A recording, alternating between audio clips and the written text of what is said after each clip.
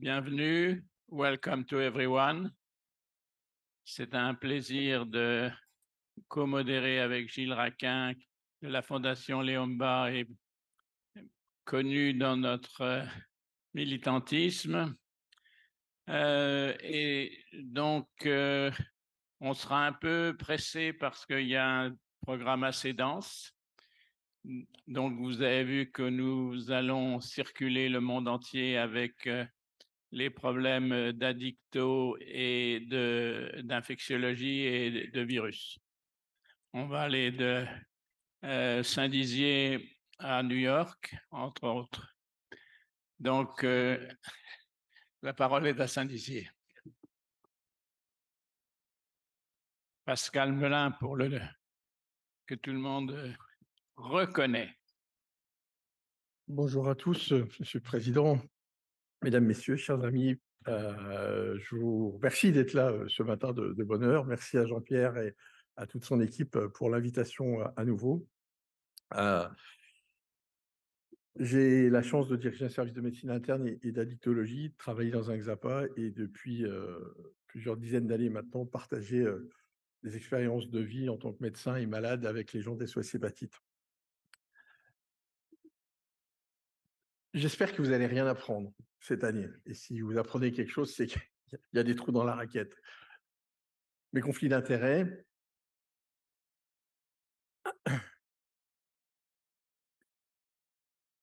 Il faut finir le job pour 2025. Ça, on devait éradiquer l'hépatite C pour 2025. Je pense qu'on peut l'oublier. C'est encore possible pour 2030. C'est la ligne d'arrivée devant nous. Il va falloir bosser, mais on peut encore le faire. Quand vous regardez cette diapo, on avait commencé à regarder quels étaient les pays pour lesquels l'éradication était possible pour 2030. La France était dans le top 10. Vous savez que l'Islande a maintenant éradiqué l'hépatite C, ça s'est fait. Quelques pays y arrivent. L'Égypte a annoncé cette semaine, on en parlait tout à l'heure, qu'ils avaient un plan et malgré l'épidémie majeure qu'il y a chez eux, ils sont en ordre de marche pour pouvoir éradiquer l'hépatite C en 2030. Il faut que la France reste dans le top 10 et on s'aperçoit qu'il y a des pays qui ont fait le choix de ne pas y aller et chez qui ça ne pourra pas être obtenu. Et l'OMS nous dit globalement, il y a beaucoup de pays pour ce ne sera pas avant 2050, avec des pays comme le Luxembourg, hein, par exemple, ou ce n'est pas forcément des pays pauvres. Donc ça donne à réfléchir sur comment on doit finir le job et pas laisser tomber l'hépatite C. Alors vous vous souvenez tous de Marisol Touraine qui nous avait dit qu'elle voulait un accès universel et j'étais venu ici, on s'était battu en disant que ce n'était pas normal que tous les malades n'aient pas un accès au traitement. Donc ça a été un gros moment en France de bataille pour avoir cet accès universel. Puis Madame Buzyn qui nous a dit gentiment que dans 5 ans, ça allait être fini. Et on voit bien la difficulté qu'on a aujourd'hui, et qui nous proposait un parcours simplifié pour permettre l'accès à tout le monde avec des prescriptions qui ne soient pas faites uniquement par les hépatos. Alors, on a dépisté 300 000 personnes, je ne boude pas mon plaisir. On a 300 000 personnes qui aujourd'hui ont pu avoir un traitement ou sont décédées, mais voilà, ce n'est pas rien. Il resterait, selon les estimations, on va en reparler, à peu près 65 000 personnes infectées. Et si je prends ce chiffre de 65 000 personnes, c'est parce que ça nous fait une personne sur 1000. Alors, où est-ce qu'on en est au 1er janvier 2023 ? Là, je vous ai mis la cascade, le baromètre qu'on essaye de faire avec SOS Hépatite. Et vous voyez en haut qu'on avait 230 000 personnes en 2004 et qu'on est en janvier 2023 à 79 000 personnes encore atteintes d'hépatite C, dont au moins la moitié ne le savent pas. Et la bande rouge en bas, c'est le nombre de traitements par an qu'on a mis.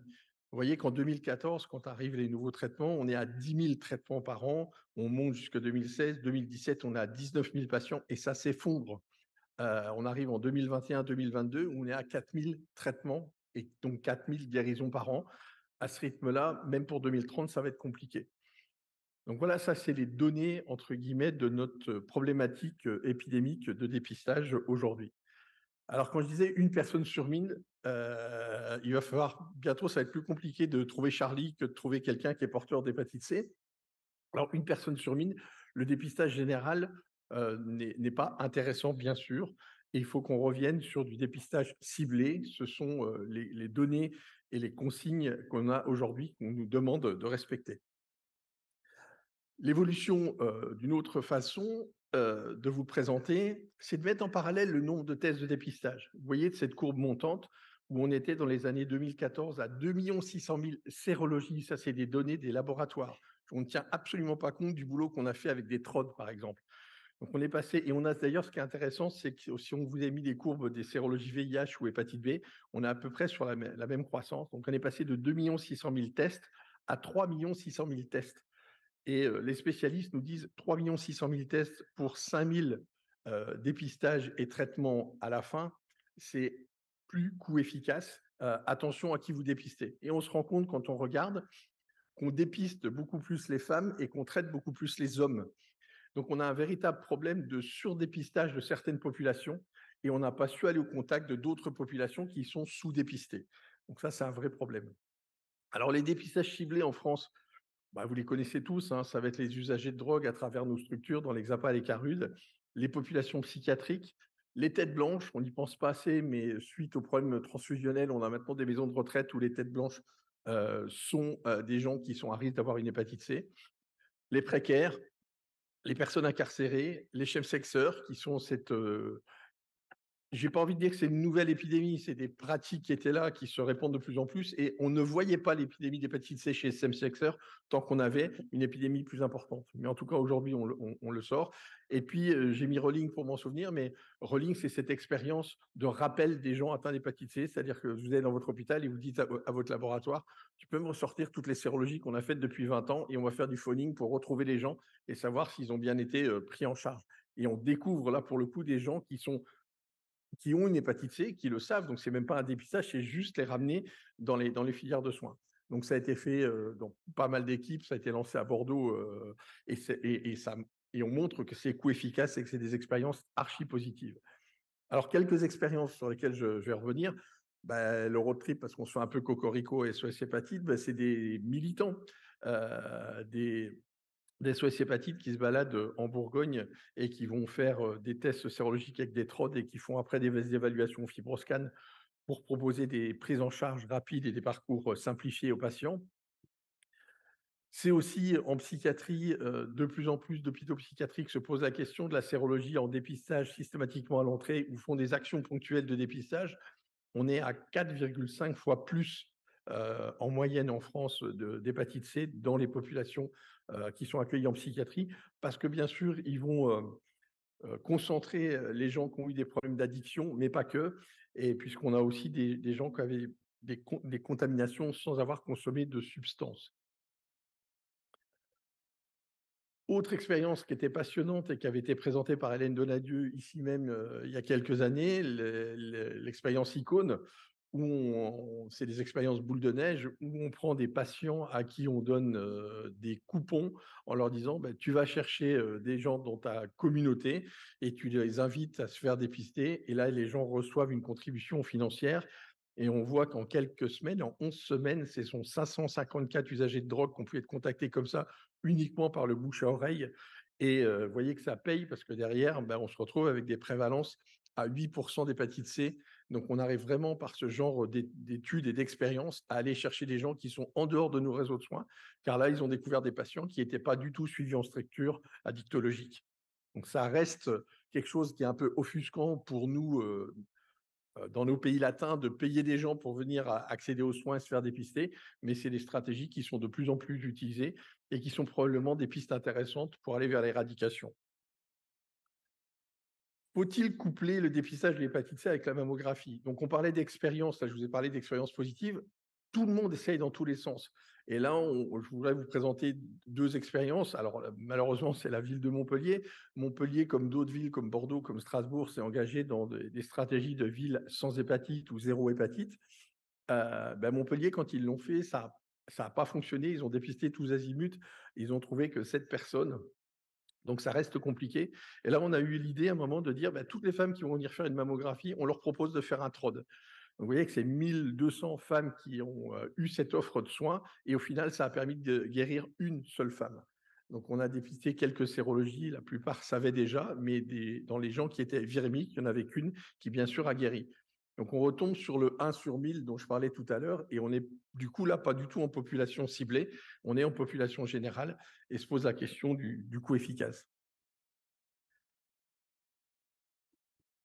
Alors après, on a évalué. Alors, on a évalué, je ne reviens pas sur les sérologies, on a fait des TROD, on a fait des buvards qu'on a envoyés, on s'est équipé pour avoir les laboratoires capables de traiter les buvards, pour avoir des sérologies, pour nous faire des PCR. On a imaginé même avoir des POC avec les stratégies du GeneXpert sur site et qui a fait couler autant d'encre sur cette biologie délocalisée qu'on pourrait mettre au plus près des usagers pour permettre de raccourcir le temps de prise en charge. Donc, dans les outils d'évaluation, on a fait d'énormes efforts en imaginant avoir des cascades de soins qui soient différentes. On avait cette foutue biopsie hépatique qui nous gênait et on a réussi en France à être dans les premiers pays à l'avoir contournée avec des tests sanguins. On se souviendra de l'époque du fibrotest ou du fibromètre, mais aussi maintenant du FibCat, de l'APRI, et des tests d'élastométrie qui ont fait couler autant d'encre et qui sont toujours pas à la nomenclature et qui posent toujours le problème de leur accès sur le territoire et qui sont réservés. Donc, dans l'évaluation, on s'est donné les moyens. Donc, je veux dire, ça, c'est quand même un boulot qu'on a fait. Et pour autant, on a l'impression encore, quand aujourd'hui quelqu'un veut accéder à un fibroscan, que ça reste compliqué.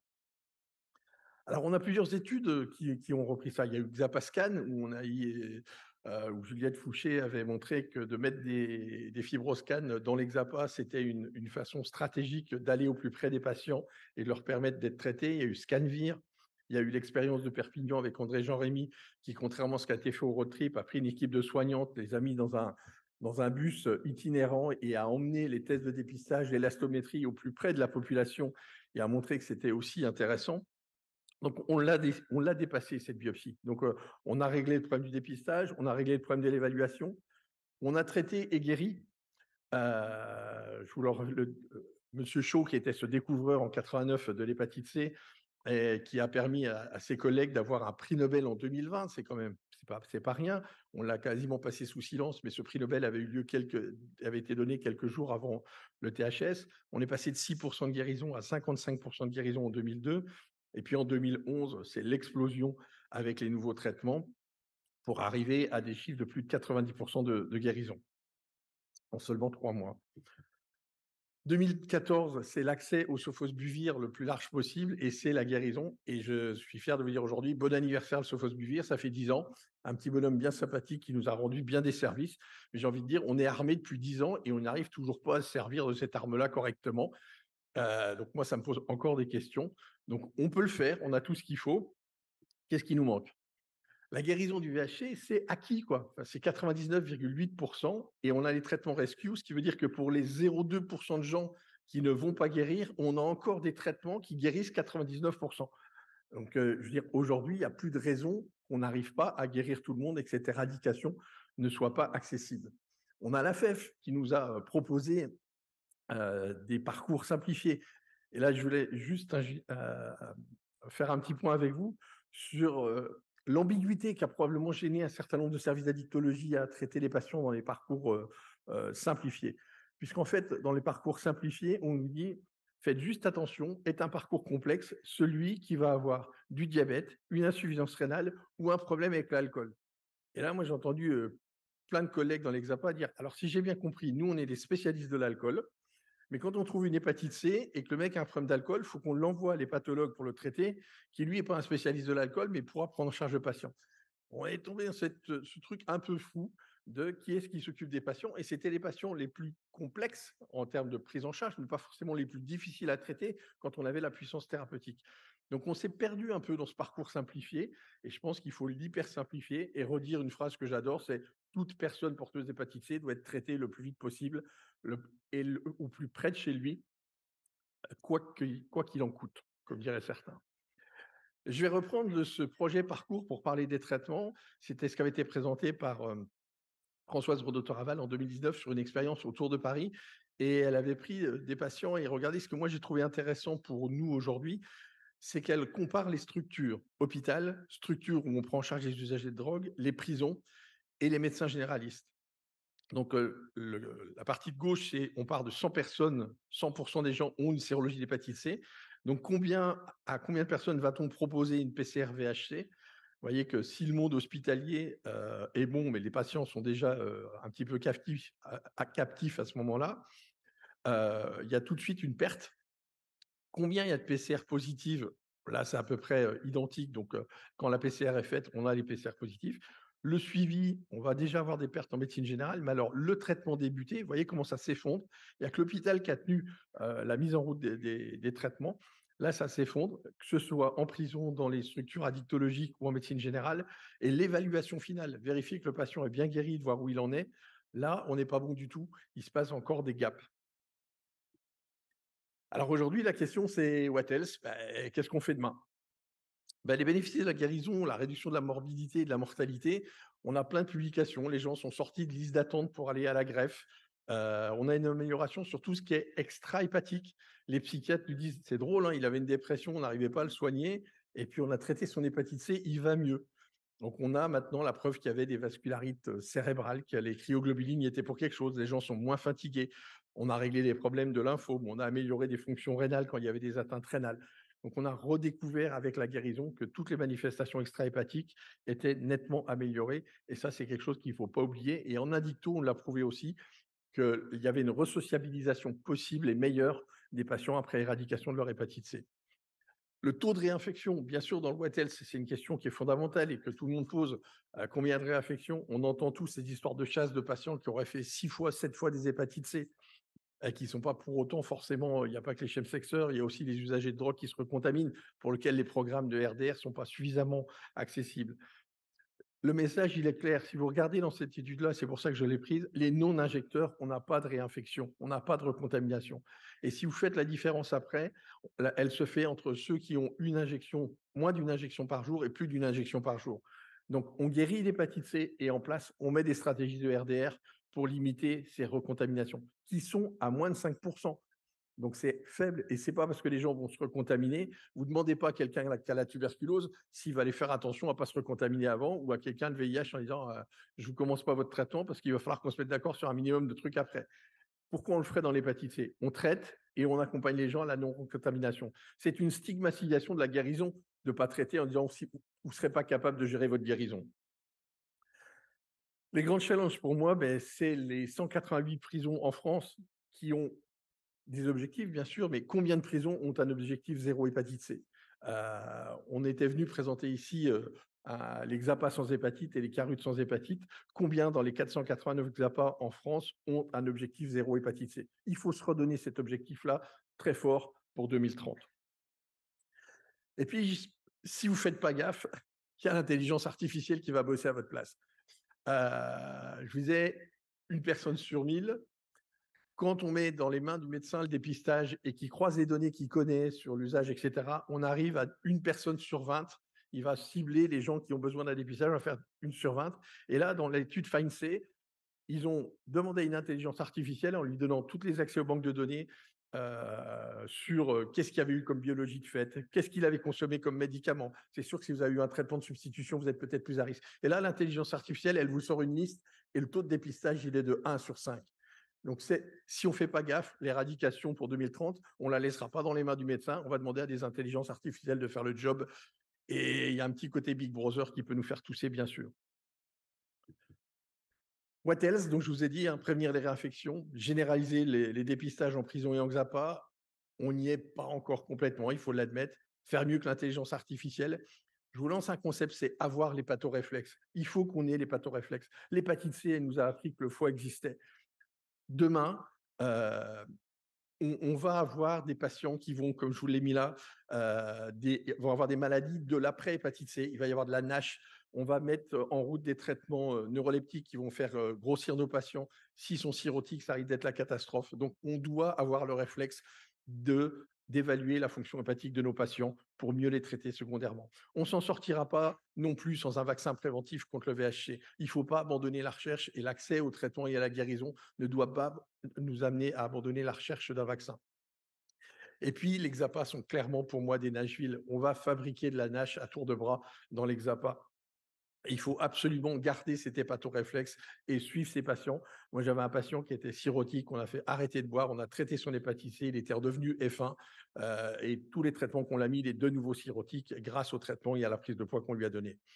Donc les pathologies aujourd'hui, pour revenir à quelque chose dont on entend parler tous les jours ici, c'est l'autre maladie duelle en addicto. C'est pas que la psychiatrie, l'hépato est vraiment une pathologie duelle de l'addictologie. Et puis je peux pas faire finir aujourd'hui sans. On a de côté des gens qui sont importants pour nous. Il y a eu des médecins qu'on a perdus cette année. Je fais un coucou à Béatrice Stamboul, qui était quelqu'un qui j'adorais discuter au moment. Et puis Michel Bonjour, qui a été président de l'association avec moi SOS Hépatite. Michel, c'était un épicurien, cirrhotique, et qui avait toujours le bon ton, la bonne réflexion, qui essayait de se mettre en décalage. Il parlait à son foie. Et Michel a guéri de son hépatite C. Et j'ai résumé pas mal de choses en vous disant, s'il est mort, c'est il est mort en traversant un désert médical. Merci.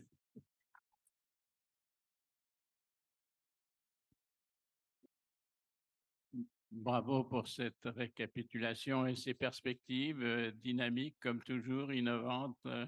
Bravo. Merci. Donc, qui veut faire mieux que l'intelligence artificielle? Pas de candidature. Mais l'hépatoréflexe, je pense que c'est une formule qui peut avoir du succès parce que effectivement, il va y avoir avec les nouveaux médicaments pour l'obésité, il va y avoir un enjeu certain.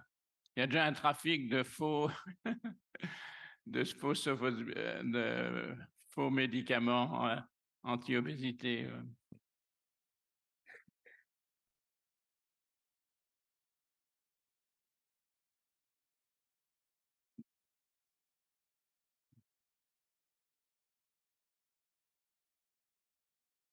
Oui, merci Pascal. Sur l'intelligence artificielle, donc là, tu nous as montré une étude pilote, évidemment, qui, comme toujours avec l'intelligence artificielle, est séduisante d'une certaine façon. Mais concrètement, est-ce que tu penses que c'est quelque chose qu'on pourrait développer en France? Est-ce que c'est quelque chose qui serait acceptable, faisable? Est-ce que toi, par exemple, si tu avais la possibilité ou les moyens financiers éventuellement de lancer une expérience d'intelligence artificielle sur ta région, ta grande région, est-ce que tu penses que c'est quelque chose dans lequel tu te lancerais avec optimisme et volonté? Non, clairement, ça me fait peur parce que ce modèle-là, il a fonctionné de façon expérimentale aux États-Unis. Mais c'est vrai tout latin qu'on est avec se dépister, c'est accepter de prendre un risque de se voir annoncer une maladie, mais c'est aussi prendre la chance de pouvoir guérir. Mais vous imaginez quelqu'un qui frappe à votre porte et qui vient vous dire on va vous dépister parce que l'algorithme a dit que vous étiez quelqu'un à risque. Moi, je ne suis pas pour l'instant en France, mais je pense que, pour en avoir discuté, il y a des gens dans nos instances nationales qui regardent ça avec beaucoup d'intérêt en se disant que ça pourrait être une solution. Moi, j'en appelle à la responsabilité de chacun. Je pense que l'éradication, on peut la faire autrement, sans passer par l'intelligence artificielle et en priorité dans l'Hexapa en allant chercher les patients qui restent. La question, c'est aussi combien on accepte qu'il reste d'hépatite C non traitée? Le cut-off, on va le mettre à quel moment on va dire l'éradication on y est? Il restera 10 000 malades, 20 000 malades. Et puis, ça va être la question, c'est ce qu'on disait tout à l'heure en aparté, est-ce qu'on veut, nous, dans l'Hexapa, être montrés du doigt dans le futur en disant c'était le réservoir, c'était vous, vous étiez les clusters, l'hépatite C, elle est repartie. Est-ce qu'il va y avoir une deuxième vague d'hépatite C à partir de ça? Moi, je ne sais pas. Mais en tout cas, moi, aujourd'hui, et en tant que militant associatif, dans les associations, ça nous fait peur, ce genre de choses sur l'intelligence artificielle. On s'est battu pour ne pas être stigmatisé. Et aujourd'hui, on n'est pas prêt à ça en France. Okay. Merci beaucoup, Pascal. Bien, je vois que nous avons en ligne Ernst Wisseux qui va nous parler maintenant. Ernst est de réduction des risques au sein du monde We're going to now listen to Ernst Wyss. He's in charge of many international programs for Médecins du Monde on the drug use, and especially on screening and treatment of hepatitis C. Very exciting programs. So, Ernst, you have the floor, and you have 20 minutes for your presentation, and then you'll have questions. Thank you for being available. With pleasure. Les interprètes m'ont proposé de faire ma présentation en anglais. Je veux m'assurer que vous avez tous des casques pour faire la traduction. Donc, c'est d'accord, je peux présenter en anglais. Donc, je suis un peu fatiguée, donc je suis très contente de le faire en anglais. Bonjour à tous, je m'appelle Ernst Wyss. Comme vous l'avez entendu, je suis le référent de la réduction des risques et je vais partager mon écran pour vous montrer quelques diapos. Je vais vous parler d'un de nos programmes qui concerne l'hépatite C. Avant de me rentrer dans la présentation, je vous prie de ne pas prendre de photos de ces diapos parce que certaines personnes ont accepté que je montre la photo, mais certaines sont très sensibles. Donc, je vais vous expliquer ce que nous faisons dans le cadre de Médecins du Monde, comment nous fonctionnons dans de nombreux pays. Ces dernières années, pour Médecins du Monde, nous avons développé notre programme. Je suis certain que certains d'entre vous connaissent mieux que moi comment la réduction des risques a commencé chez Médecins du Monde, notamment en France. La réduction des risques en France, dans le sens que on ne fonctionnait pas internationalement, mais d'abord en France. Ensuite, nous sommes sortis de France, mais vous en avez déjà parlé. Et France n'est pas très en avance dans le domaine de la réduction des risques. Donc, nous travaillons très fort à Paris maintenant.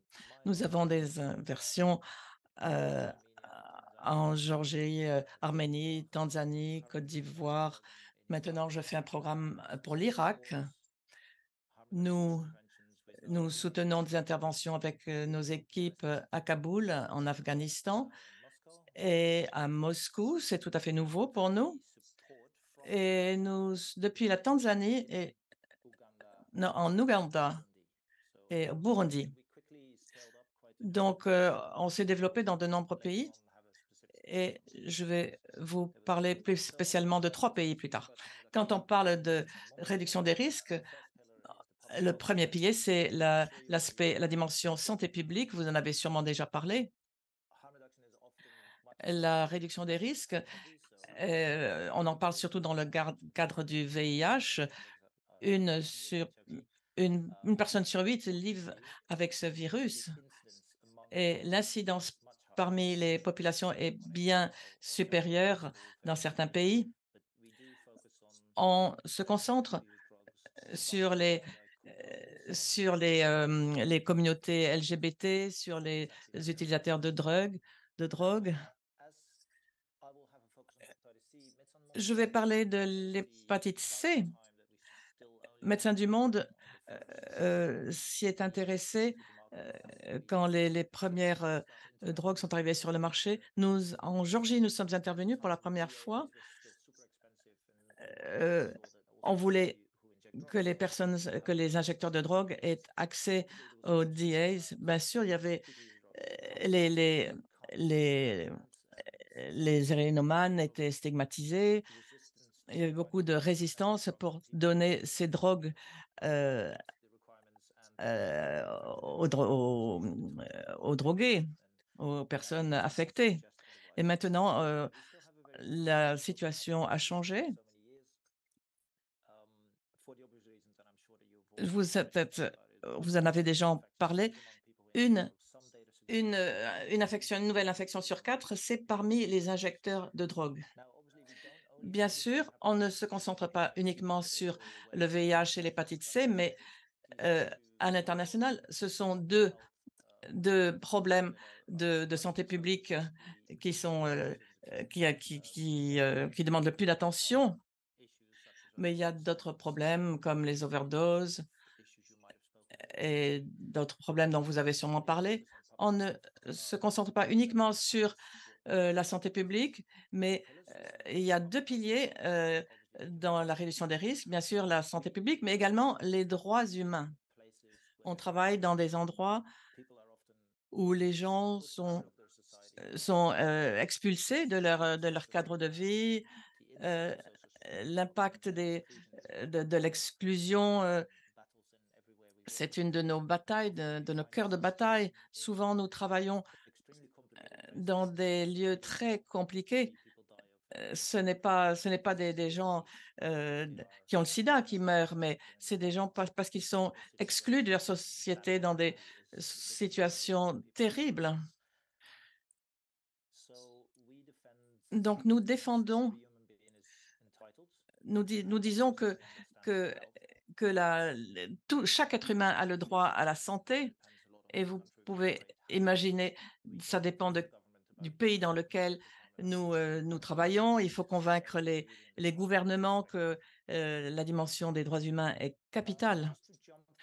Maintenant, je voudrais vous parler des principes directeurs en tant qu'organisation. Il est très important, je crois, de mentionner que la réduction des risques n'est pas seulement une façon de faire, c'est pas une meilleure façon comme l'abstinence ou d'autres approches, mais c'est plus que ça. Sans réduction des risques, on ne rencontrerait même pas ces gens, on ne les verrait pas.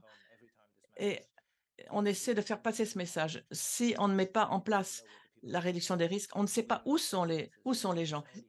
Et seulement en allant les chercher qu'on va les trouver. Ils se cachent dans des endroits horribles. Nous, nous disons qu'on ne peut pas éliminer l'hépatite C sans décriminalisation, mais sans dépénalisation. Mais les maladies infectieuses, pour les combattre, il faut combattre les drogues. En Pour nous, les drogués ne sont pas considérés comme des membres de notre société. Donc il faut vraiment heu éliminer cette façon de penser. Ça, je suis sûre que vous en avez parlé déjà beaucoup. Il ne faut pas porter de jugement sur ces personnes et on le fait par une approche basée sur la communauté. Nos travailleurs sociaux euh, sont à l'écoute des drogués. Ils les font rentrer dans nos programmes. Ils travaillent dans des endroits où nous ne pouvons pas rentrer. Et ce qui est vraiment important, c'est que nous pensons que la communauté n'est pas seulement un élément qui nous aide dans nos programmes, mais on veut que la communauté peut faire entendre sa propre voix. Nous sommes une organisation médicale, mais il n'y a aucune raison pour nous de rester en Birmanie, en Côte d'Ivoire. Ce n'est pas notre but. On veut que la communauté prenne sa situation en main pour se sortir de la situation. C'est facile à dire, mais c'est pas facile à faire. Voici à quoi ressemble notre programme. Je regarde l'heure aussi, je ne veux pas parler trop longtemps.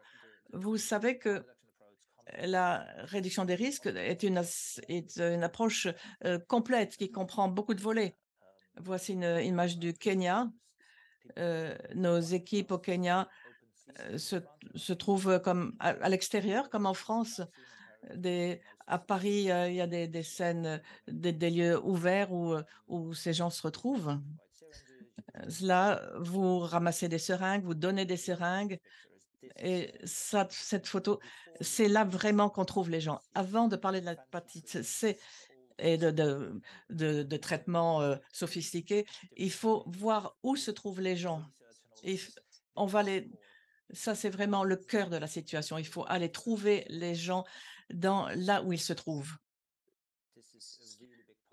Et ça fait vraiment partie de ce que font nos équipes dans tous les différents programmes. Ce programme va fermer au Kenya parce que le gouvernement veut l'arrêter. Dans ces équipes, nous avons des centres d'accueil comme les CARUD en France, où parfois vous donnez de la nourriture, mais vraiment c'est là où les gens ont des moments où les gens n'ont pas besoin de s'inquiéter de ce qui se passe autour d'eux et ils ne sont pas inquiets, ils sont accueillis, ils sont en sécurité. C'est là qu'on leur donne des médicaments de toutes les manières. Il y a beaucoup d'activités dans ces centres, c'est très important. Rentre dans notre perspective d'empowerment des populations pour que les personnes puissent se prendre en charge.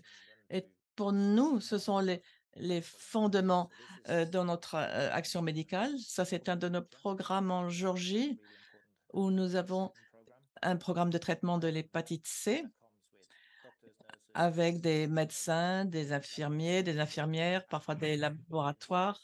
Et si nous n'avons pas des laboratoires, ou parce qu'on ne veut pas de système parallèle au système de santé publique, parfois nous, nous aidons les gens à s'aider eux-mêmes.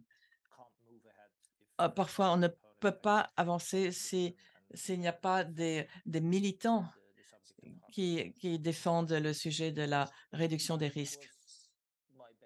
Ça, je voulais vous présenter rapidement ce que nous faisons et je voudrais me porter maintenant sur 3 pays, les pays en jaune. Voici un nouveau programme financé par United. On fait ça avec Input, Burnett, l'Université de Bristol et Médecins du Monde. Burnett est un centre de recherche australien et on travaille beaucoup aussi avec l'Université de Bristol et notamment le professeur Wickerman qui travaille avec les toxicomanes. Ça va commencer cette année et jusqu'en 2027. Je ne vais pas vous lire le titre, c'est trop long et compliqué. Mais de quoi s'agit-il? Il y a trois volets dans notre action. Vous l'avez vu, ça sera en Tanzanie, Géorgie et Arménie, dans 3 domaines. Chacun va apporter des innovations. Le premier, on veut la buprenorphine à action prolongée. Vous en avez parlé dans votre programme. Pour nous, il ressort toutes les connaissances qu'on a vient des pays développés. Mais ce qu'on voudrait faire avec ce programme, c'est introduire la buprenorphine longue action prolongée en Tanzanie. Il y a beaucoup de données contradictoires. Certains jurent qu'avec ce nouveau médicament va résoudre tous les problèmes, mais bien sûr, il n'y a que très peu de personnes qui peuvent partir avec leur traitement, mais il y a beaucoup de commentaires positifs. Et d'autres personnes disent que ça ne fonctionne pas et que ce n'est pas mon premier choix. Donc, on veut mettre ça en place dans les pays pauvres. Et est-ce que c'est quelque chose que la communauté souhaite avoir, ou bien ça vient seulement des laboratoires qui veulent vendre leurs médicaments? Donc, c'est un programme très intéressant. On va commencer cette année, à la fin de cette année, pour introduire les premiers traitements en Tanzanie. On va également étudier l'efficacité du traitement, mais je crois qu'il est important de mettre une astérisque parce que les données d'efficacité que je vois, ce sont les gens qui comparent avec la méthadone. Et je ne pense pas que c'est la meilleure façon de considérer les choses parce que ce sont 2 choses différentes. On ne veut pas comparer des pommes avec des poires. Donc, il faut voir s'il y a un certain niveau d'efficacité, Mais je ne veux pas dire ça, c'est mieux que la méthadone. Non, ce sont deux choses différentes. Certains marchent très bien avec la méthadone, d'autres avec la buprenorphine. Donc, il faut pas dire que l'un est meilleur que l'autre. Ça, c'est Ça, c'est pour la buprenorphine en Tanzanie. Ensuite, un autre sujet, c'est les, les seringues en espace mort. Euh, Je pense que beaucoup d'entre vous connaissent déjà ce concept. Voici ces seringues. En France, on en donne pas mal. C'est une, c'est une recommandation de l'OMS. La théorie est simple. Si vous fournissez une seringue qui a un espace mort, un espace vide où le sang reste après votre injection, il reste davantage de sang et donc de virus et vous pouvez transmettre le virus. C'est une logique très simple. Mais d'après cette recommandation, ça n'a jamais vraiment fonctionné au niveau mondial. Donc, on voudrait essayer de lancer ça davantage au monde sur le plan international, en Géorgie, Arménie et Tanzanie. Et on va étudier après, on va faire des recherches pour voir exactement ce qui est important pour la communauté. Pourquoi est-ce qu'il passerait à ce type de seringue ou pourquoi pas? Et ça, c'est capital parce que il y a eu des pilotes dans le passé où on fournissait ces seringues, mais qui n'étaient pas adaptées à la communauté. Donc, les gens ne voulaient pas les utiliser. Donc, on a dit les gens ne les aiment pas. C'est pas vrai. Il faut, il faut vérifier qu'on donne les bonnes seringues adaptées au contexte local. Donc, ensuite, on voudrait, euh, il faut faire très attention pour voir si on pourra réaliser cela et si on pourra mesurer l'incidence. Qu'est-ce qui se passe si on transforme toutes les seringues en seringues à faible espace mort? C'est difficile, c'est compliqué d'avoir des statistiques pour faire des corrélations. Moi, c'est passionnant parce que c'est une intervention très simple. Si, premièrement, si on pouvait identifier quels sont les avantages pour la communauté, donc on sait, si on l'introduit dans un pays, on sait que c'est adapté au pays et que les gens vont l'utiliser. Et si potentiellement on connaît l'impact et l'incidence, ça changerait vraiment les choses. Et ces seringues, si elles pouvaient réduire les risques un petit peu et à l'échelle mondiale, ça aurait un effet massif. Donc vraiment, c'est un concept très simple. Et pourquoi on n'essaie pas? Le dernier volet, voici une cascade de soins. Ce n'est pas des données qui existent, mais avec cette cascade de soins, d'abord, vous avez toutes les personnes, ensuite celles qui sont concernées par les services, celles qui ont été testées, ceux qui connaissent leur état, etc. Il y a un état, il y a un manque énorme, c'est entre quelqu'un qui reçoit son premier test et ceux qui entrent en traitement. Là, il y a un grand vide pour deux raisons. Premièrement, parce que nous perdons de vue les gens. Parce qu'une fois que le test est positif, il faut prendre rendez-vous, il faut aller au laboratoire, etc. Et il se passe beaucoup de temps et on perd de vue ces gens. Et dans les pays pauvres, euh, les tests sont très onéreux, donc ce n'est pas facilement disponible. Donc, ce qu'on veut faire dans ce cadre, c'est une nouvelle façon de regarder les choses. Il y a des données préliminaires qui disent que si on fait le test en rapide, on, on a le résultat en 20 minutes. Après 5 minutes, si le test est positif, la probabilité que cette personne n'ait pas seulement il a également la maladie. Non seulement il a les anticorps, il a plus de chances que s'il est positif après 20 minutes. Donc, ce qu'on voudrait faire, c'est comparer les gens qui suivent le parcours normal et le comparer avec les gens qui sont positifs après 5 minutes et qui prennent le traitement tout de suite, sans PCR. C'est une façon radicale de faire les choses. On passe du test rapide. S'il est positif, après 5 minutes, on leur donne le traitement tout de suite. Et en fin de compte, on voudrait comparer qu'est-ce qui se passe, combien de personnes seraient surtraitées. Donc, c'est une façon radicale de voir les choses. Mais c'est passionnant et on va voir ce qu'on trouve. Pour terminer, j'espère que je passe pas trop de temps. Je m'enthousiasme quand je parle de ce sujet. Et là, ici, vous pouvez participer à des cours gratuits sur Internet. Et je suis disponible pour répondre à vos questions. Merci beaucoup, Thank you. Thank you, Ernst. Any questions in the audience on the floor? Yes, Louis. Louis Montaner. Louis Montaner.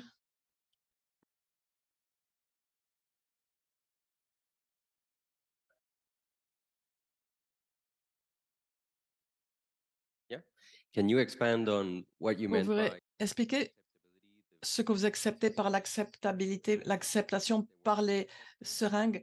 La communauté ne les acceptait pas. Pourquoi? Qu'est-ce que vous pensez? Pourquoi est-ce qu'une seringue est acceptée par la communauté et pourquoi elle n'est pas acceptée?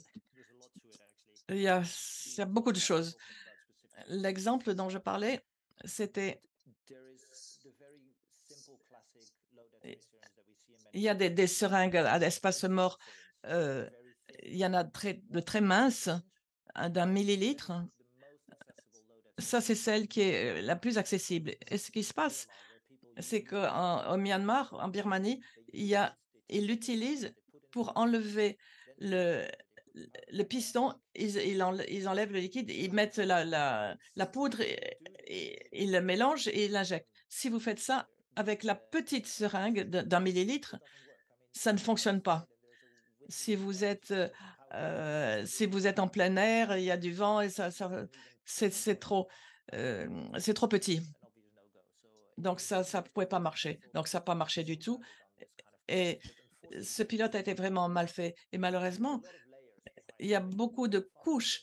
Il y a des financements globaux, ah, c'est très bien, on va le faire, on va le lancer. Quelqu'un dit: «Tiens, on va les acheter, on va les mettre, on n'a que les 1 millimètre, on va la lancer» et puis après on dit: «Ça marche pas».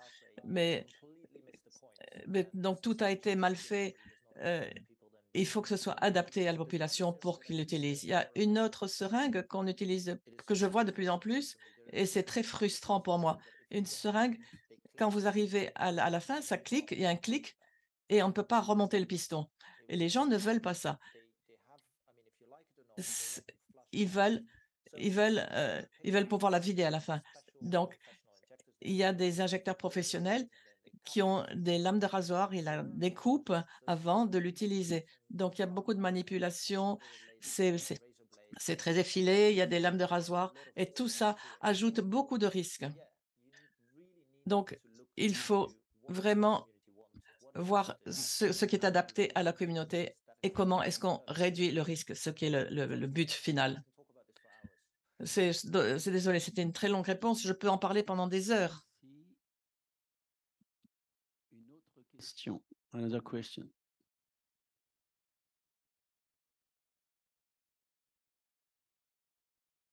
Thank you for the presentation. My name is Gavin Merci Bart. pour votre présentation. Je suis Gavin Bart de l'Université de Minnesota aux États-Unis. Pouvez-vous décrire plus en détail le programme d'hépatite C dans les endroits où vous allez mettre en place la buprenorphine action prolongée? Et est-ce que dans ces lieux, est-ce qu'il y a toujours des thérapies, des traitements pour l'hépatite C et la buprenorphine? C'est pour ça que les gens reviennent. Est-ce qu'ils vont revenir pour le traitement de l'hépatite C? C'est l'une de mes questions. Je ne je ne suis pas en faveur de la fourniture quotidienne de ces traitements. C'est très frustrant pour nous. C'est pour ça qu'on traite les gens comme des enfants. Mais il est vrai que si on regarde les données, les traitements, quotidiens, dans ce cas-là, il y a un haut niveau de rétention. Comment ça va fonctionner avec la buprenorphine à action prolongée? Je pense que l'avantage, c'est que ça sera les traitements de 12 semaines. Donc pendant 12 semaines, on a de bons résultats. Parfois, si les gens sont des usagers, sont des usagers, mais n'utilisent pas de méthadone, on sait où ils sont et si on sait où trouver ces gens, c'est quelque chose qu'on va étudier et on va vraiment s'intéresser beaucoup à cet élément, comment ça fonctionne. Je suis très curieux. Je me demande si on va avoir une différence. Je ne sais pas si nous aurons vraiment des conclusions tangibles, mais là, dans les endroits où nous travaillons, beaucoup de gens fonctionnent en plein air, donc on sait plus ou moins où les trouver. C'est pas comme s'ils disparaissaient totalement du radar. Donc je suis optimiste et je pense qu'on ne verra pas de différence. Pour nous, ça vaut vraiment la peine d'avoir ce modèle communautaire important où il y a les gens vont trouver les, heu, les toxicomanes. On sera pas complètement, ils vont pas être complètement perdus de vue et arrêter le traitement. Mais c'est quelque chose auquel je pense aussi. Merci beaucoup, Ernst. Thanks a lot. It was really interesting. Maintenant, nous devons avancer un peu parce que merci. Thank you. Merci. Nous avons pris un peu de retard. Donc, je vais demander à Perrine de prendre l'estrade. Perrine est directrice de recherche à l'INSTERM, je ne sais pas si les slash sont dans le bon ordre, CESTIM, UMR 912 à Marseille, et tout le monde la connaît bien ici pour tous les travaux qu'elle a menés avec ses collègues sur les usages de drogue et particulièrement dernièrement sur le chemsex. Merci Perrine. Merci Tu Gilles. as 20 minutes. Merci beaucoup. Merci d'abord à Jean-Pierre et à Arcade, Cécilia pour l'invitation, l'organisation de ce congrès. Merci à Gilles d'avoir suggéré que je vienne présenter nos travaux autour du chemsex. Le chemsex, c'est vrai que c'est un peu à la croisée des chemins de la lutte contre le VIH avec ces questions autour d'une sexualité à risque et puis de la réduction des risques liés à l'usage de drogue. Donc, c'est vraiment une thématique qui intéresse particulièrement mon équipe Santercom au sein du CESTIM. Donc, je vais vous présenter des données autour du chemsex et de la PrEP, la prophylaxie pré-exposition contre le VIH. D'abord, quelques données de contexte.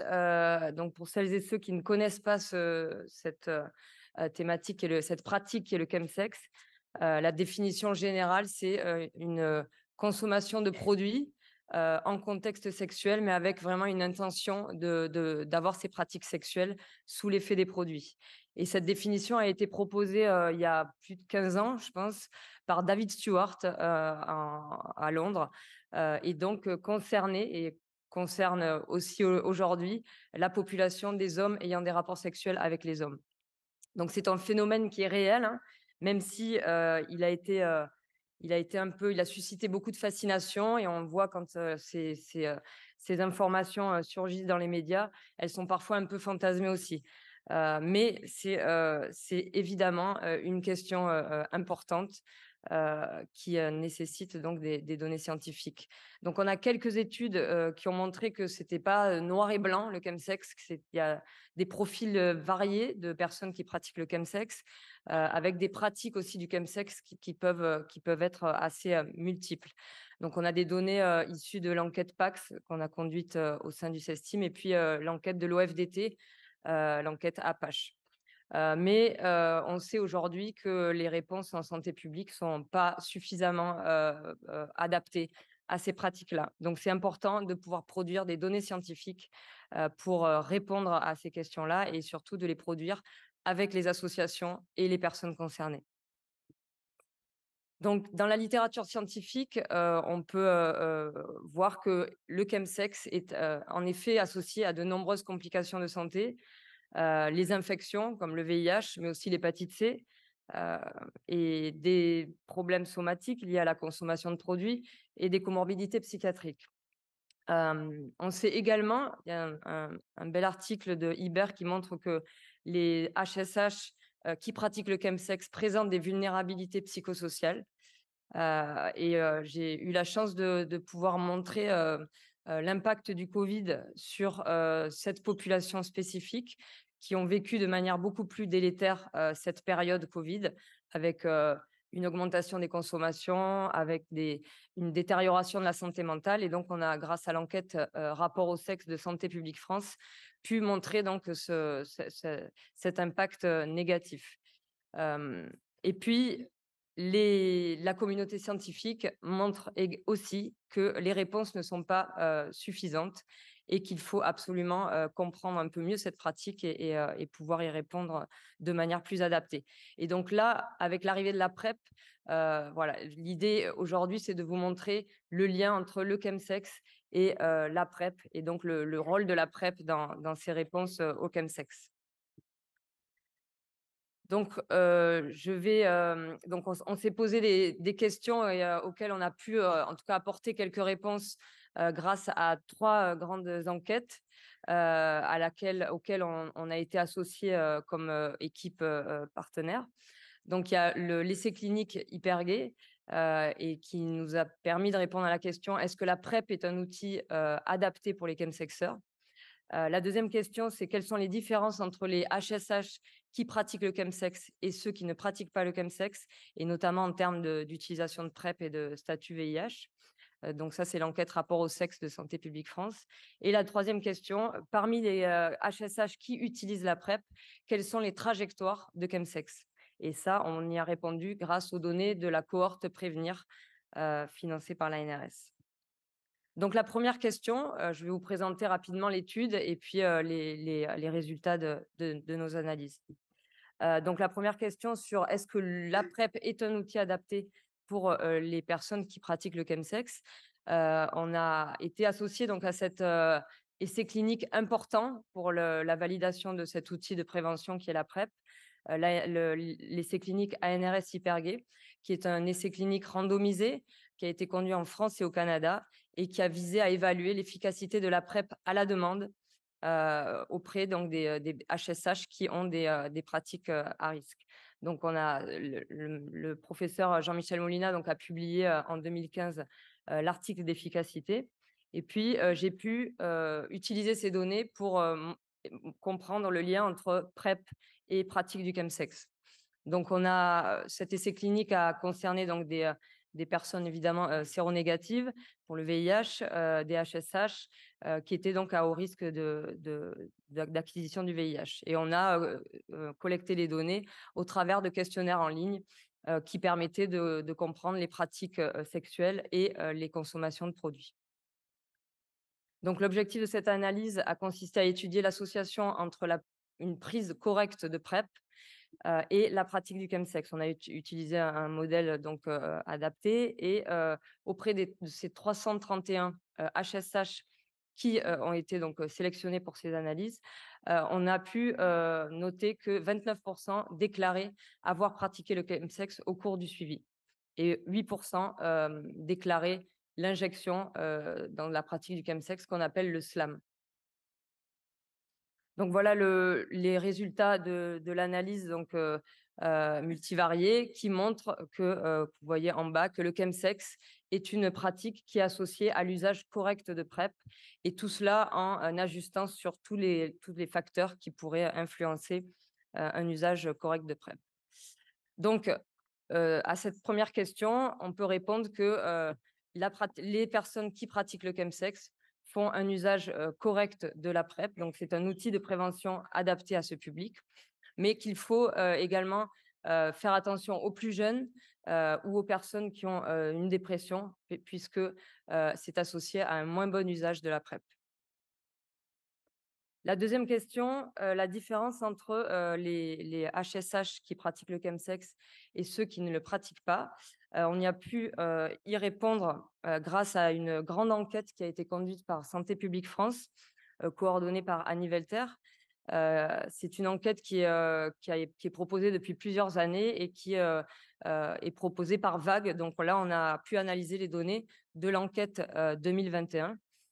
Donc, c'est une enquête conduite également auprès de HSH qui a été proposée via les réseaux sociaux. Donc, une enquête en ligne qui a sélectionné donc, des HSH plutôt connectés et qui a consisté à un questionnaire court en ligne avec donc dans ce questionnaire la définition du chemsex qui était au cours des 6 derniers mois, est-ce que vous avez consommé les produits suivants dans un contexte sexuel? Et donc, bien sûr, avec les drogues du chemsex qui sont essentiellement GHB, catinone, mais également cocaïne et d'autres produits comme les amphétamines. On avait dans ce questionnaire également des indicateurs de santé mentale, comme les tentatives de suicide et un questionnaire sur l'anxiété. Donc, en termes de comparaison entre les HSH qui pratiquent le chemsex, donc j'ai appelé ça pour simplifier un chemsexeur versus non chemsexeur. Auprès donc de ces 12 494 HSH, on a pu montrer que 1512 étaient identifiés comme ayant des pratiques de chemsex, donc 12% de cet échantillon. Les chemsexeurs sont plus âgés, sont plus éduqués, vivent plus en milieu urbain. Au niveau professionnel, ils ont plus de difficultés, avec plus souvent au chômage ou inactifs. Ils sont donc dans des situations financières plus compliquées.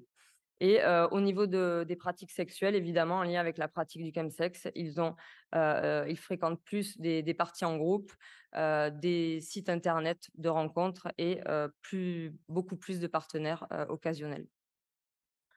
En termes de données sur la santé, même si ces personnes qui pratiquent le chemsex ont des pratiques à risque, elles se font plus souvent dépister pour les IST.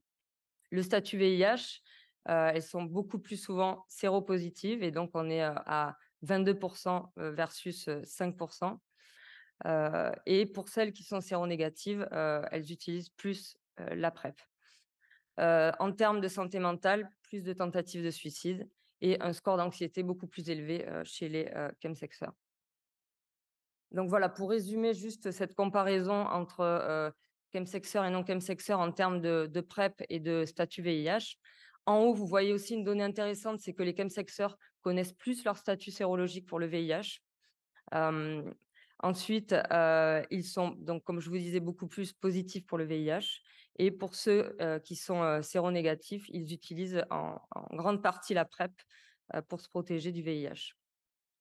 Donc, quelques éléments de discussion. Donc, les chemsexeurs sont plus âgés, plus urbains et sont dans des situations financières plus compliquées. Une activité sexuelle plus élevée et une santé mentale dégradée. Ce qui est intéressant donc de voir, c'est que ces personnes qui pratiquent le chemsex utilisent les outils de prévention et notamment les dépistages et la PrEP. Donc, la dernière question, parmi les HSH qui pratiquent, qui utilisent la PrEP, quelles sont les trajectoires de chemsex? Donc ça, c'est une question importante pour comprendre aussi les différences en termes de d'évolution de la pratique du chemsex au cours du temps. Et donc, on a eu la chance on a la chance d'être associé à cette cohorte Prévenir qui suit un ensemble de HSH qui utilisent la PrEP. Cette cohorte est active depuis 2017 avec comme objectif principal d'étudier l'efficacité, l'observance à la PrEP ainsi que les données de sécurité de la PrEP. Les questionnaires donc, sont remplis en ligne tous les 3 mois. Donc, cette cohorte a inclus depuis le début 3193 HSH avec donc ici, pour cette analyse sur les trajectoires, on a sélectionné 2518 HSH. Nous avons utilisé pour décrire ces trajectoires de chemsex une méthodologie adaptée avec des variables, donc des données pour caractériser ces différentes trajectoires qui sont soit des données fixes, soit des données qui évoluent au cours du temps. Et donc, les résultats montrent 4 types de trajectoires de chemsex. Une trajectoire où les personnes vont pratiquer le chemsex de manière soutenue, mais stable au cours du temps. Une trajectoire qui va décrire des personnes qui diminuent leur pratique du chemsex, des personnes qui augmentent leur pratique et tout ça comparé aux HSH qui ne pratiquent jamais le chemsex. Donc, j'ai résumé les résultats. Les résultats sont en cours de publication et sont très complexes. Donc, j'ai essayé de vous donner un petit peu des résultats un peu simplifiés. Ce qu'on observe, c'est que la trajectoire des personnes qui pratiquent le chemsex de manière soutenue sont comparées à celles aux personnes qui ne pratiquent pas le chemsex, sont plus âgées, ont une perception des risques sexuels plus élevés et utilisent plus souvent des traitements érectiles. Ils ont une utilisation de la PrEP en continu plutôt qu'à la demande, donc ce qui est plutôt cohérent avec les pratiques de chemsex. La trajectoire qui diminue au cours du temps est plutôt chez des personnes jeunes, plus déprimées et qui utilisent plus la PrEP à la demande. Et enfin, la trajectoire qui augmente au cours du temps est observée chez des personnes plus jeunes, moins déprimées, qui utilisent également la PrEP et elles utilisaient déjà la PrEP avant l'arrivée dans la cohorte. Donc, les messages clés, on a ces 4 groupes de trajectoires qui qui décrivent en fait des évolutions différentes et qui, au regard de la PrEP, montrent des rapports à la PrEP différents. Donc, on a une très bonne utilisation de la PrEP chez les personnes qui pratiquent le chemsex de manière soutenue. Mais ces données montrent qu'il faut être attentif aux plus jeunes HSH qui initient, qui s'engagent dans des pratiques de chemsex et également les HSH qui présentent des symptômes dépressifs, chez qui l'utilisation de la PrEP est moins fréquente. Ces données montrent également qu'il est important de proposer de nouvelles études pour essayer de comprendre les motivations au chemsex et surtout de comprendre la causalité entre certaines variables et notamment dépression et utilisation de la PrEP. Et donc, en conclusion, on voit que parmi les HSH qui pratiquent le chemsex, on a des pratiques à risque évidemment, mais une adoption des outils de prévention qui est bonne. Et si la PrEP est une opportunité pour offrir des outils adaptés à ces HSH qui sont séronégatifs, mais c'est aussi un moyen d'apporter des outils de réduction des risques, il est important de ne pas oublier les HSH qui sont séropositifs et donc pour qui la PrEP n'est pas recommandée. Et ce que les données montrent également, c'est qu'on a des vulnérabilités psychosociales et on a peu d'informations sur le lien entre ces trajectoires de chemsex et ces données de santé mentale. Et donc, la question qu'on se pose et à laquelle on va essayer de répondre à travers une cohorte de HSH qui pratiquent le chemsex, c'est quels sont les facteurs psychosociaux, les facteurs sociétaux qui vont expliquer les trajectoires de chemsex problématiques. Voilà, je vous remercie.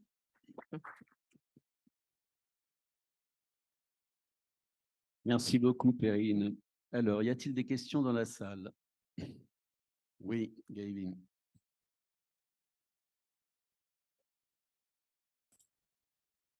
Thank you. Thank you for your Merci, merci pour votre présentation, Gavin Barnes.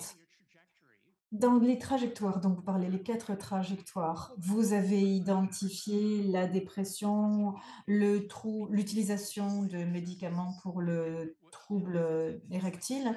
Est-ce que vous avez aussi mentionné le slam sex? Est-ce que c'est corrélé ou est-ce que ça a été évalué séparément? Alors, on n'a pas inclus le slam sex dans ces trajectoires, dans ces modèles de trajectoire, parce que, comme je l'ai un peu expliqué dans l'essai clinique hyper gay, c'est un phénomène minoritaire. Et dans ces modèles de trajectoire, c'était pour le chemsex en général et pas plus particulièrement avec injection. Mais probablement qu'on analysera le modèle avec injection quand on poussera un petit peu plus loin nos analyses. Bonjour, merci pour votre présentation. Je suis assis ici. Aux Pays-Bas, on a eu une assez belle réussite avec la mise en œuvre de la PrEP, sauf qu'il y a eu une période d'attente assez longue avant que ça devienne un programme national. L'un des problèmes principaux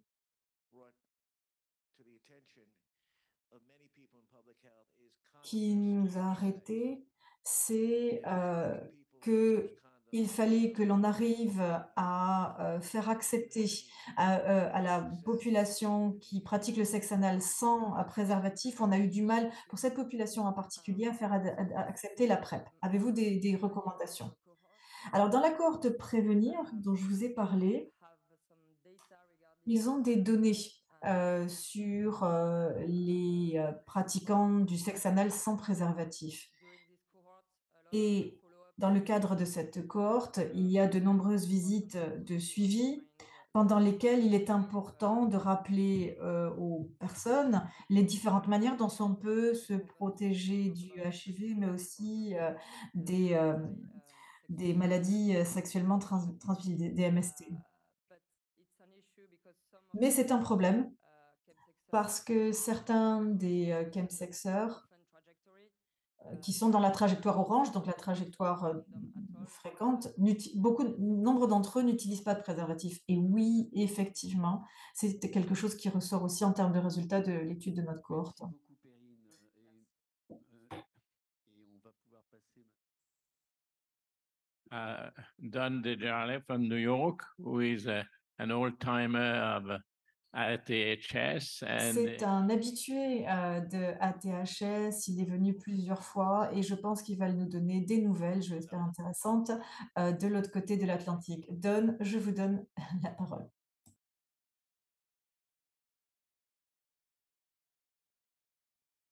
Hello.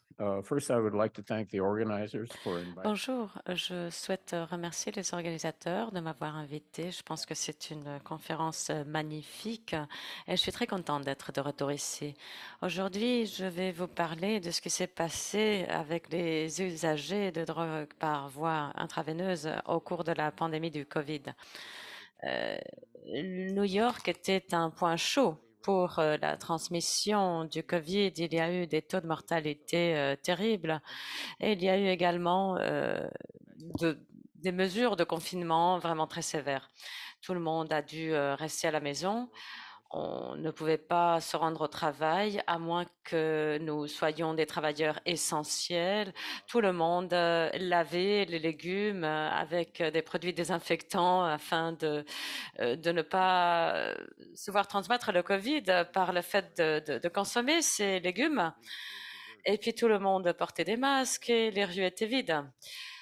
Et tout ceci, en fait, tous ces événements nous ont mené à nous poser la question, que se passe-t-il auprès de la population d'usagers de drogue par voie intraveineuse au cours de cette période?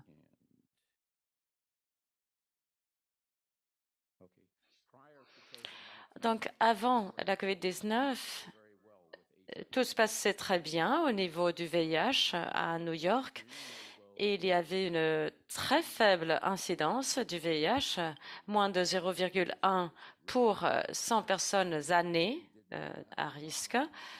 Nous avions suivi des modèles médicaux pour prévoir des possibles épidémies.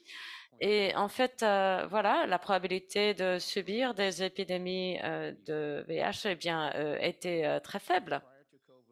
Et puis avant la COVID, nous avions également assisté à des changements de tendance par rapport à l'utilisation, à l'usage des drogues, avec l'augmentation d'usage de fentanyl et par contre la réduction d'usage d'héroïne. Cette faible incidence du VIH à New York était due à un certain nombre de facteurs. Il y avait peu de personnes qui pourraient transmettre le VIH, c'est-à-dire des personnes qui soient positives au VIH, mais qui ne reçoivent pas des traitements antirétroviraux et qui utilisent des seringues. C'est moins de 1% de cette population. Nous avions également de faibles taux de partage au niveau des seringes et des aiguilles. Et si ce partage se produisait, eh bien, c'était toujours dans des groupes vraiment très réduits, de 3 ou 4 amis. Et pourvu que ces groupes restent stables, eh bien, cela justement prévenait la transmission de VIH parce que tout le monde était zéro concordant, c'est-à-dire que soit ils étaient tous positifs, soit ils étaient tous négatifs, mais voilà, ils restaient au sein du même groupe. Nous avions également des services de prévention de VIH qui étaient vraiment très bien, très pointus, avec la répartition de seringues.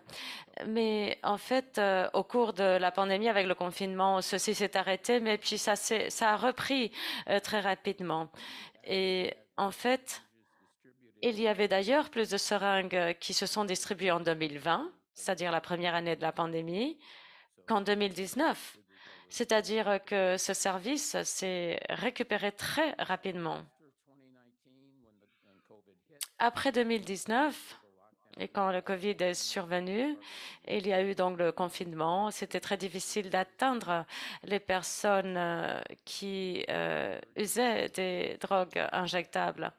Et il y a eu également l'émergence du fentanyl fabriqué illicitement, ce qui menait à des overdoses fatales. Et puis, nous avons vu apparaître la xylazine, qui est typiquement mélangée au fentanyl. Alors, l'objectif de notre étude était de voir, d'évaluer les taux de vaccination de COVID, la transmission VIH, les overdoses et l'utilisation de xylazine au cours de cette année de pandémie. Nous avons recruté des sujets en utilisant un échantillonnage modifié suivant les répondeurs. Et nous avons également recruté du personnel et on utilisait ce système de coupons de dérivation. Nous avions un modèle de recrutement qui permettait une étude de cohorte série avec une ligne de base et 2 visites. Nous avions fourni un questionnaire pour rassembler des données démographiques, les comportements d'usage de drogue, l'infection de COVID, la vaccination. Et puis, sur ce questionnaire, les répondeurs rapportaient eux-mêmes leur statut de VIH et d'hépatite C. Nous avons fait des tests d'urine pour d'autres drogues, comme le fentanyl, la xylanine. Nous avons fait des prises de sang pour le VIH, l'hépatite C, le COVID et les tests par anticorps. Par rapport à l'incidence du VIH, nous avons tout d'abord demandé aux répondeurs de nous donner leur statut et la plupart des VIH positifs, eh bien, ils savaient qu'ils l'étaient et ils ont dit être positifs au VIH avant la pandémie de Covid et recevoir le traitement antirétroviral avant le Covid. C'est-à-dire que c'était des personnes qui n'étaient pas à risque au cours de la pandémie.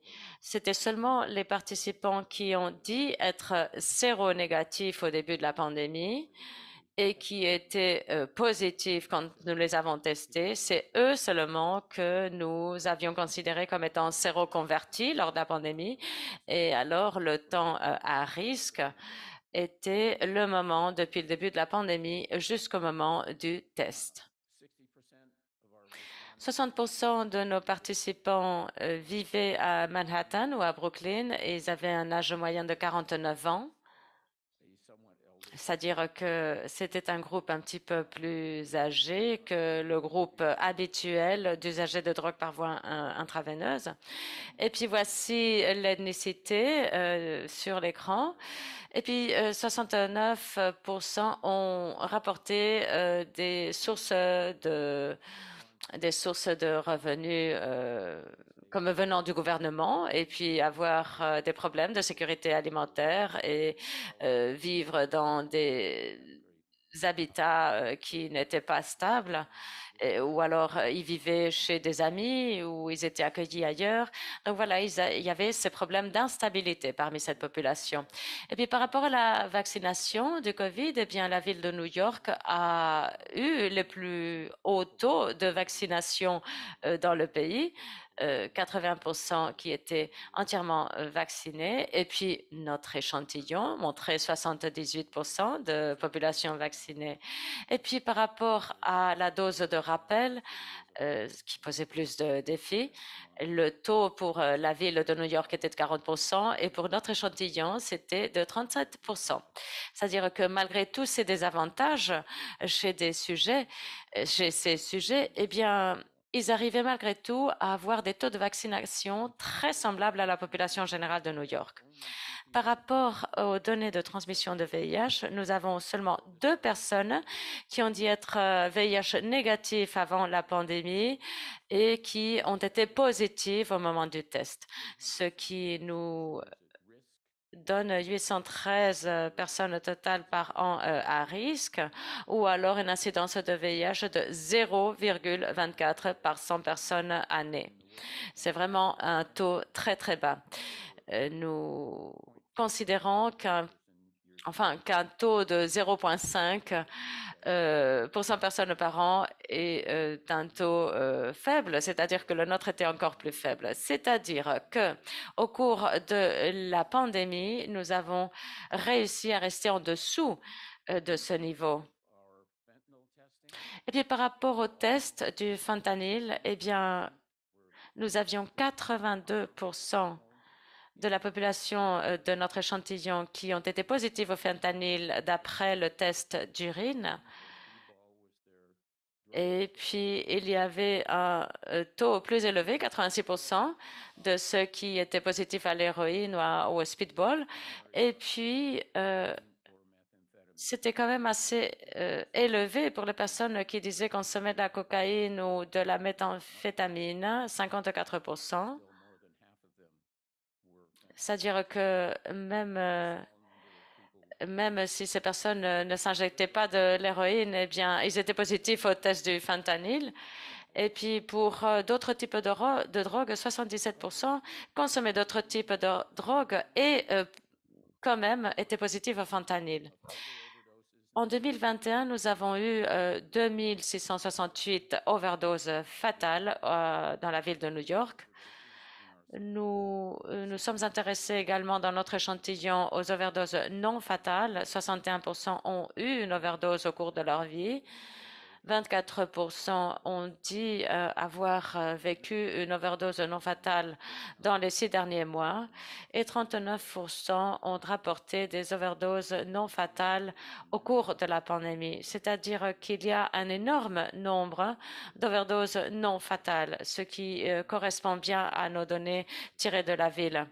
Et puis par rapport aux facteurs, eh bien, le facteur ou le prédicteur le plus fort, c'est le fait d'avoir vécu d'autres overdoses non fatales avec un ratio de 10,4. Et nos sujets disent avoir pris des mesures pour éviter les overdoses.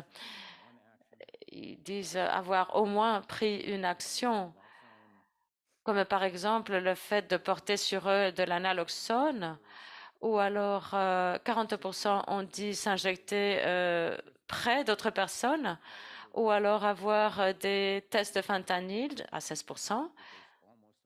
Ce qui n'est d'ailleurs pas trop efficace parce que quasiment toutes les drogues qu'ils consomment ont du fentanyl, c'est-à-dire que ces bandelettes de test pour le fentanyl ne s'avèrent pas efficaces dans ce cas-là. Et puis, ces sujets disent avoir utilisé des tests, s'être injectés comme test afin de vérifier la puissance de la drogue. Nous avons fait des analyses de l'épidémie de fentanyl en Estonie, un pays qui a vécu cette épidémie depuis 12 ou 13 ans. Et là, il y a eu une hausse très rapide d'overdose fatale lors de l'introduction du fentanyl dans le pays. Ensuite, c'est arrivé à un niveau de plateau, mais ça s'est maintenu quand même à ce haut niveau. Et on n'a pas réussi à réduire les overdoses au niveau pré-introduction du fentanyl. Et c'est un petit peu ce à quoi nous assistons à New York. C'est difficile de prévoir que l'on arrive à réduire les overdoses au niveau préalable au fentanyl. La xylazine est un tranquillisateur. 32% des tests de l'urine ont été positifs au xylazine. Et les bonnes nouvelles par rapport à cela, c'est que ce taux n'a pas augmenté au cours des 5 derniers mois. Mais ceci augmente le risque d'une intoxication fatale parce qu'il y a des effets sur la respiration. Il y a des effets aussi de perception plus longue des effets du fentanyl, c'est-à-dire qu'il y a la raison de l'utilisation du fentanyl à cause des effets que ça produit. Et puis, la xylazine peut également mener à des lésions sévères, à des nécroses, à des risques d'infection accrus. Nous voyons que 2 à 5% des usagers de fentanyl, eh bien, pour eux, ça mène vraiment à des problèmes très graves qui demandent des hospitalisations. Il y a même des cas où il faut amputer une extrémité, c'est-à-dire un pied, une main, à cause des ulcères qui se produisent. Et bien sûr, ceci perturbe les sujets. Et il y avait un sujet qui s'était auto-médiqué. Il s'administrait une crème antibiotique sur la main, mais c'est vrai que il a dû se rendre aux urgences et elle a dit, écoutez, coupez-moi la main et voilà, comme ça j'ai fini avec le problème. Donc la situation de la xylazine suppose un problème vraiment très perturbateur dans la ville de New York. En ce moment, nous distribuons des tests pour la xylazine et ainsi les usagers pourront savoir si la drogue qu'ils consomment contient ou non la xylazine. Et ils pourront voir également que faire si ce test est positif à la xylazine. Normalement, ils disent retourner vers les dealers et se plaindre du contenu de xylazine, mais nous, on demande du fentanyl dépourvu de xylazine à New York. C'est-à-dire que les usagers devraient avoir l'opportunité de savoir ce que contiennent les substances qu'ils consomment, les drogues qu'ils consomment, et de ne pas donc acheter certains contenus. Et nous espérons qu'ainsi, il y aurait moins de demandes de drogue contenant de la xylazine et les dealers gagneraient moins d'argent à vendre ce fentanyl.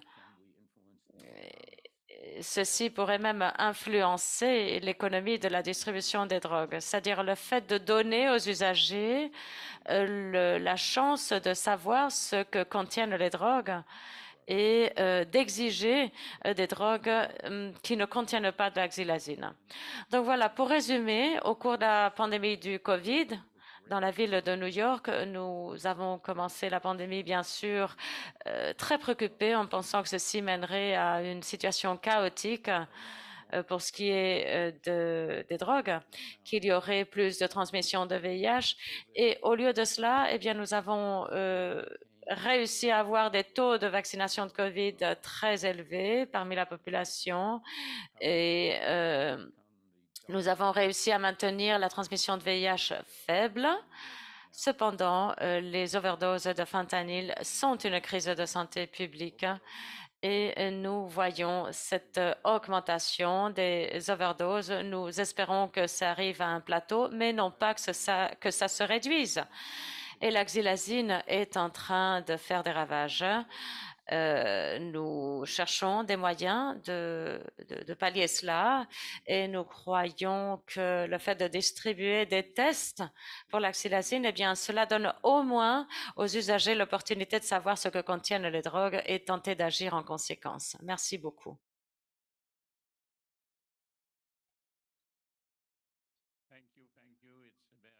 Merci, merci beaucoup. Vraiment, ça nous a beaucoup illustré. On voit c'est un comportement différent de celui qu'on retrouve ici. Oui, allez-y.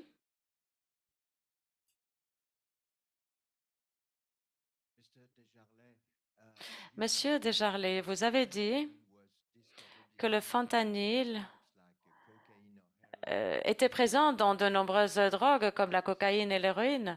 Alors, est-ce qu'il se passe la même chose avec la xylazine? Est-ce qu'on découvre de la xylazine dans d'autres drogues?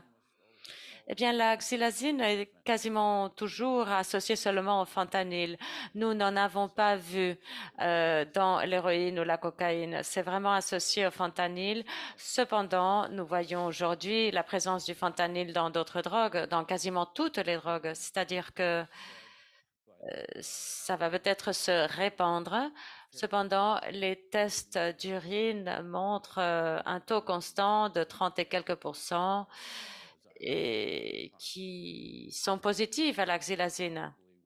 Donc, nous attendons à ce qu'il y ait cette association au fentanyl, mais probablement, il n'y a probablement pas suffisamment de fentanyl dans la cocaïne en poudre pour que la xylazine du fentanyl dans la cocaïne soit visible. C'est-à-dire que la question, c'est aussi ce que fait le marché de la drogue. Il y a des changements énormes qui se produisent depuis 5 ans et je pense que la projection la plus sûre, eh bien, c'est que nous allons voir de plus en plus de drogues synthétiques qui apparaissent sur le système. C'est-à-dire les journées de la cocaïne et l'héroïne sont révolues. Et à quel point est-il facile d'accéder à ces drogues? Auxquelles? C'est-à-dire à quel point est-il facile d'avoir accès aussi aux drogues des vétérinaires? Eh bien, en fait, c'est difficile de ne pas y accéder. Franchement, si vous achetez des drogues dans la rue, vous pouvez vous attendre à recevoir du fentanyl. Même si vous cherchez des barbituriques dans différents formats, eh bien, il y aura du fentanyl. C'est-à-dire que les usagers ont cessé d'utiliser les tests du fentanyl, justement parce qu'il y en a partout. D'autres questions? Oui, 2 questions. Oui, la dame ici.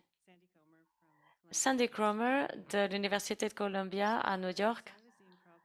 Alors, le problème de la xylazine n'existait pas au Porto Rico, enfin existait, pardon, au Porto Rico depuis 20 ans. Avons-nous appris des expériences de là-bas? Eh bien, en fait, nous avons parlé avec les usagers portoricains et ils ne nous ont rien rapporté de nouveau. Disons qu'ils se sont adaptés à la situation de fentanyl et nous continuons à les interviewer dans l'espoir que quelqu'un nous dirait quelque chose de positif et nous n'avons rien retrouvé encore.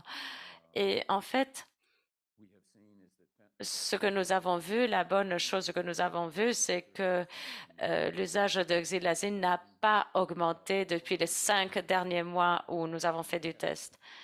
Au Porto Rico, il n'y a jamais eu de test de xylazine. C'est-à-dire que New York, à ce niveau-là, a cet avantage. Parce que maintenant, au moins, les usagers auront l'opportunité de savoir ce qu'ils consomment.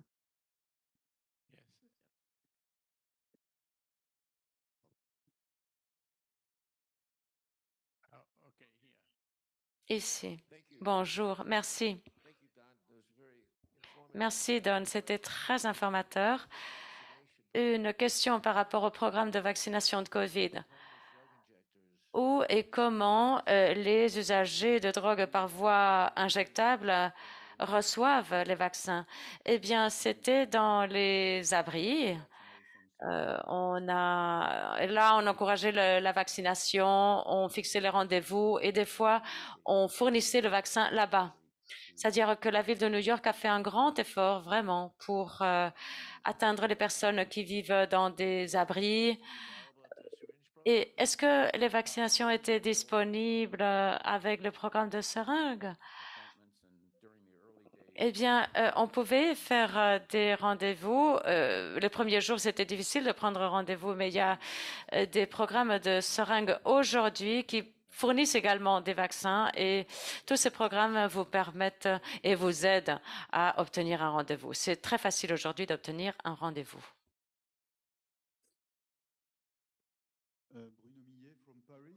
Bruno Millet de Paris.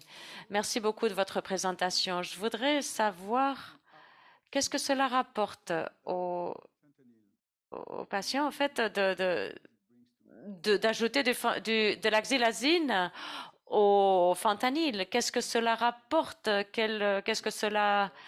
Enfin, quelle est l'expérience? Eh bien, le fentanyl a un effet considérable, comme l'héroïne en fait, mais le fentanyl est beaucoup plus facile à produire que l'héroïne. Et c'est considérablement plus puissant. Par conséquent, si ceci entre de façon illicite dans le pays, eh bien, il y a besoin de moins de contrebande ou de moins de quantité.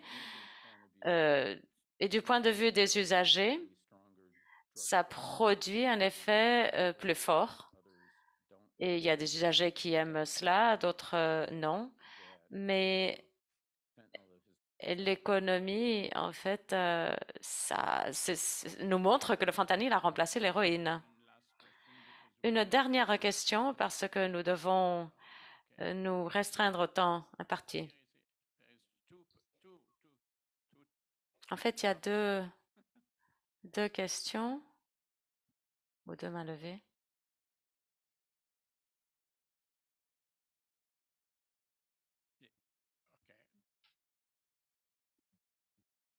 Bonjour, Christelle Deston pour SOAS. Moi, je parle en français, excusez mon accent. J'avais une question sur le nombre de personnes qui avaient été enrôlées dans votre étude à New York, d'une part. Et je voulais savoir aussi la distribution des tests que vous faites. Ça a atteint combien d'usagers? Merci. I've left my translation. Could you give me a- Je suis désolée, j'ai oublié de mettre les récepteurs. Alors, en fait, il y avait combien de sujets dans votre étude? C'était 420 à l'heure actuelle et nous allons continuer l'étude au cours des 2 à 3 prochaines années. Mais ces 400 nous donnent quand même un pouvoir suffisant du point de vue statistique.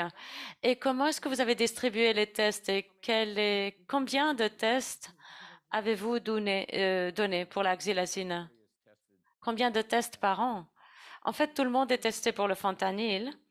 Et quand vous distribuez les tests, vous avez dit que vous aviez distribué les bandelettes à combien de personnes? Alors, pour notre recherche, nous avons fait des tests d'urine pour tester la fentanyl, la méthadone, la xylazine, et on leur a donné le résultat des tests de l'urine. Et les personnes qui montraient un contenu de xylazine dans l'urine, elles ont éprouvé une surprise. Enfin, la découverte de la xylazine dans leur urine. En fait, ils n'étaient pas surpris d'avoir du fentanyl dans l'urine, mais ils étaient quand même surpris de la présence de xylazine. Alors, cela leur a éduqué quelque part par rapport au contenu et le fait de leur donner des bandelettes qu'ils peuvent utiliser eux-mêmes, eh bien, nous l'espérons, cela va apporter quand même des changements par rapport à leur comportement d'usage. Moi, j'ai une question alors. En France, nous avons des services de vérification des drogues pour les usagers. Quelle est la situation aux États-Unis? Eh bien, oui, nous, enfin, c'est pas répandu encore. Il y a certains endroits qui font cette vérification de drogue et le fait aussi de donner des bandelettes pour la xylazine. Je pense que c'est peut-être le mouvement au niveau de test, c'est le mouvement le plus grand que nous puissions faire. Eh bien, merci. Il paraît que New York se porte mieux que d'autres endroits aux États-Unis. Oui, c'est ce que je crois. Et je crois aussi que la situation est meilleure qu'en Philadelphie, par exemple, où il y a de gros problèmes avec la xylazine. Je vois que nos collègues de Philadelphie hochent de la tête. Et aussi dans la côte ouest, il y a un certain nombre de personnes qui cessent de s'injecter le fentanyl et commencent à le fumer. Je ne sais pas si cela mènera à moins de problèmes ou non avec le fentanyl, à moins d'overdose. C'est la recherche que l'on veut pousser aussi maintenant. Mais en tout cas, le développement du fentanyl fumé, eh bien, ce sera quelque chose d'intéressant à voir de près.